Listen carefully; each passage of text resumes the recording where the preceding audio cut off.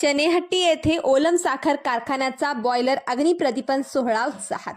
शेतकऱ्यांना केंद्रबिंदू मानून Olam Global Agri Commodities India Private Limited साखर कारखान्याची वाटचाल असून चंदगड, आजरा, गडिंग्लज तालुक्यासह सीमा भागातील शेतकऱ्यांशी ऋणानुबंध तयार झाले आहेत.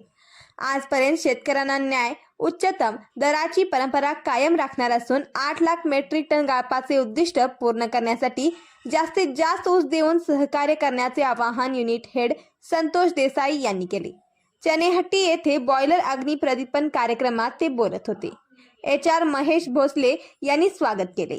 शेती अधिकारी संग्राम पाटील म्हणाले, ऊस विकास कार्यक्रमातून शेतकऱ्यांना उभं करण्यासाठी कारखान्याकडून सातत्याने विविध योजना राबवल्या जात आहेत. त्याचा लाभ शेतकऱ्यांनी घ्यावा असे आवाहन त्यांनी केले. तत्पूर्वी डिस्टलरी हेड नरेंद्र रावत व त्यांची पत्नी मीना या दाम्पत्याच्या हस्ते बॉयलर अग्निप्रदीपन करण्यात आले.